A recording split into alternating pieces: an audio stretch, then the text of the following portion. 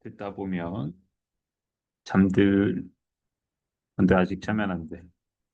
아, 좀 전에 여러분들 보냈는데, 예, 우리가 다 못한 것이 남았다. 그래서 목동가랑 풍기육가 지금 영상으로 남기도록 하겠습니다.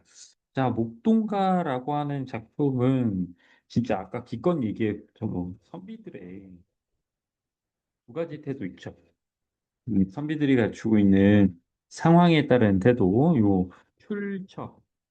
아까 고금 분자 은현론이라고 하는 김시습의 글에서 나왔던 그러니까 지금 관직에 있을 때는 이렇게 세상에 나왔을 때는 어떻게 하고 또 자연에서 머무르고 있던 이때는 어떻게 하느냐 하는 이 두 가지의 어떤 생활 지향이 있는데 그 두 가지를 역시 다 다루고 있는 그러한 시간입니다. 특이한 거는 각자 맡고 있는 게 있어요. 그래서 여기에서의 이제 사대부로 나타나는 사대부로 나타나는 화자가 있고 목동으로 나타나는 화자가 있죠. 그래서 이들이 서로 대화하는 형태의 작품입니다. 자, 목동가는 이제 관직에서 물러난 뒤에 지은 작품으로서 이 두 가지의 모습이 다 나타나는데 제가 주관적으로 볼 때는 이 결국 여기에서 궁극적으로 하고자 하는 여기에 수록된 내용으로 보자면 이 둘의 균형이라기보다는 목동 쪽에 약간 더 치우쳐져 있기는 해요.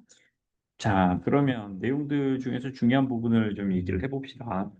그러면 여기에 나오는 소먹이는 저 아이야라고 말하는 사대부 화자 갑이 있고 그걸 듣고서 대답하는 이제 목동의 목소리 을이 있는 거죠.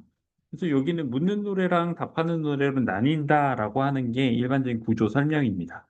그리고 이 두 인물의 의견이 대등하게 병치된 열린 대화체라고 형식적인 부분에서 열린 대화체라는 거예요. 그러니까 둘의 화자가 사자원투, 갑을 해도 좋고 사대부와 목동이라고 해도 좋은데 이들이 모두 각자 할 얘기들을 하는 거야. 그리고 여기에 대해서 정확하게 마지막에 판단하고 이런 건 없어요.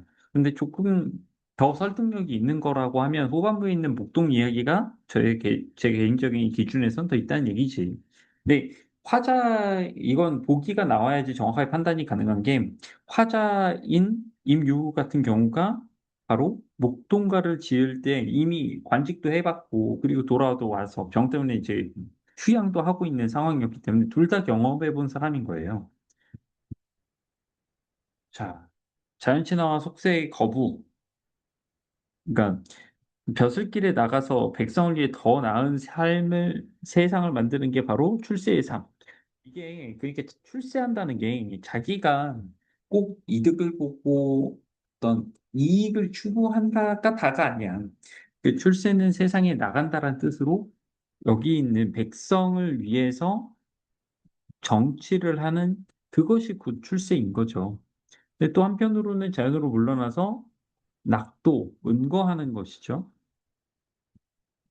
사대부는 출세의 삶을 지향하고 그리고 목동은 그게 적절하지 않은 것 같다. 난 자기는 그렇게까지 깊게는 모르지만 그건 좀 아닐 수도 있겠다. 이런 얘기가 나옵니다. 그 이야기를 특히 목동이 하고 있기 때문에 세 가지 유형을 말해요.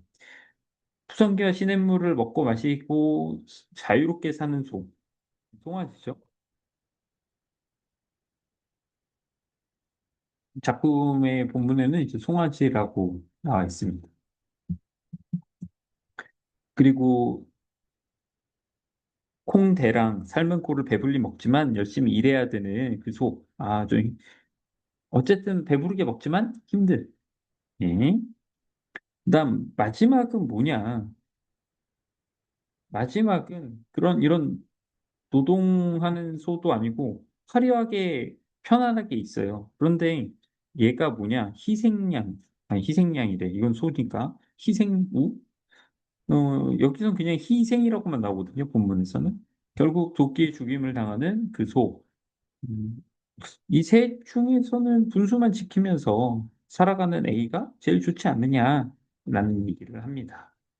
자, 구조상 문답의 구조고, 말 건네는 방식이라고 했는데, 전체로 보면은 문답으로 얘기하시면 되겠고, 그 특정 부분만 잘라서 아이야라고 부르고 자기 할 말 하는 데까지만 끊겨 있으면 말을 건네는 방식이 되겠죠. 의문형 표현. 그러니까 그냥 서리법이에요. 특히 여기에서 양반 화자, 사대부 화자는 공명을 못 이루고 초목까지 썩어지면 너무나 슬프다, 안타깝다. 이 느껍다라는 게 벅차 오른다라는 뜻이잖아요. 네, 너무 안타깝다. 이런 얘기였고요. 또 목동은 저한테 물어보시면 뭐가 되라고 하겠습니까? A가 되라고 하겠죠. 이런 경우고 결국 세 가지 방식의 삶을 제시했죠. 제시했고 결론은 아까 말한 대로 딱 뚜렷하게 나와 있지 않은 열린 결말이다. 자, 다음은 풍계유가입니다. 풍계유가는 유가라고 하는 말에서 연시조라는 걸 알 수 있고 풍계, 단풍이 드는 시냇가, 이 뒤에 뜻이 나와 있어요. 단풍이 드는 시냇가라는 뜻이니까 결국 이거 자연 얘기하고 싶은 거지. 그런데 여기에선 조금 더 이제 말하자면 기본으로 자연 속에서의 은거를 얘기하는데 그 중에서도 특히 이제 은거를 하는데 속세에 대한 자연에서 은거 아닐까? 속세는 보통 이 상반되는 개념이잖아요. 네, 그 중에서도 여기를 특히 이제 경계하도록 얘기하고 있어요.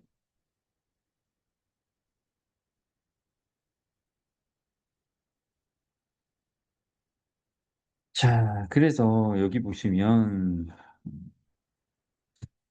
뭐 강호가도 시조의 얘기 나오는데 뭐 우리가 아는 얘기들이니까 넘어가도록 하고요. 자, 사대부 두 가지 삶이 있다. 아까 봤던 이제 은현에서 처사적 삶, 현이 관인적 삶이에요. 자연을 예찬하고 자연과의 합의를 도모한다. 네, 좋은 얘기죠. 그리고 하나 더 뭐야? 벼슬길의 위험. 이거 조심해야 된다. 이거 조심해야 된다. 이거 살짝 이익이 있고 좀 더 풍요로워 보이니까 이쪽으로 갔다가 망할 수도 있다. 이런 얘기를 하고 있는 거고요. 음,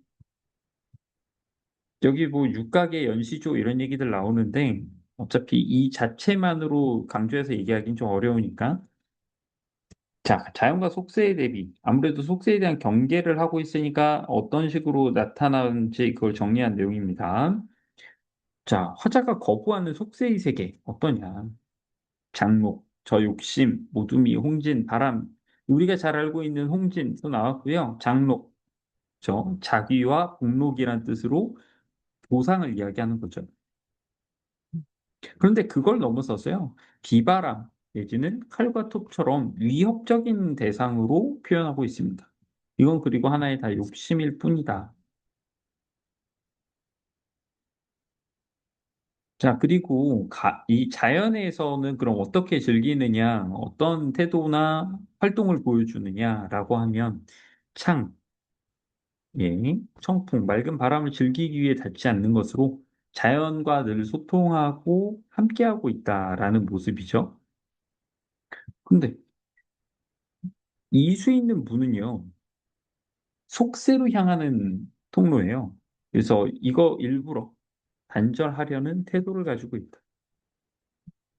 그래서 자연을 나타내는 창은 열려 있고 문은 속세와 소통하는 문은 닫혀 있다는 대립적인 모습이죠.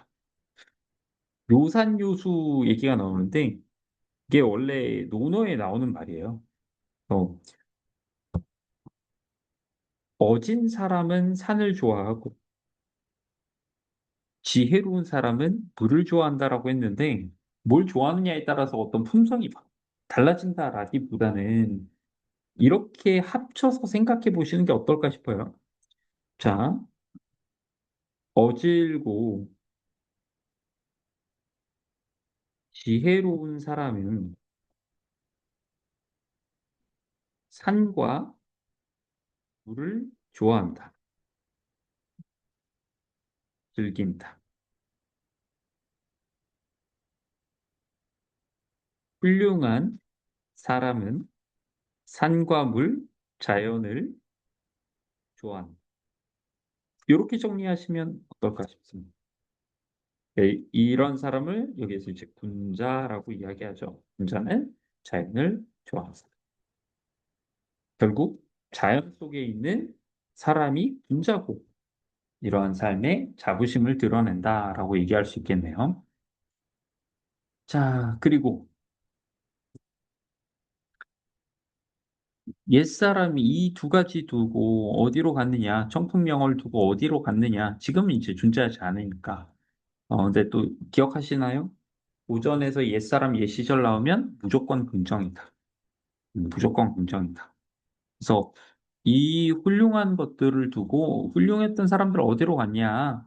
지금 나라도 즐겨야겠다. 나는 이러한 훌륭한 걸 즐기기 때문에 장록은 마음에 들지 않는다. 이런 얘기고요. 영탄적 어족. 네. 자연과 벗하며 사는 삶에 대한 만족감을 보여준다. 이렇게 되어 있는데요.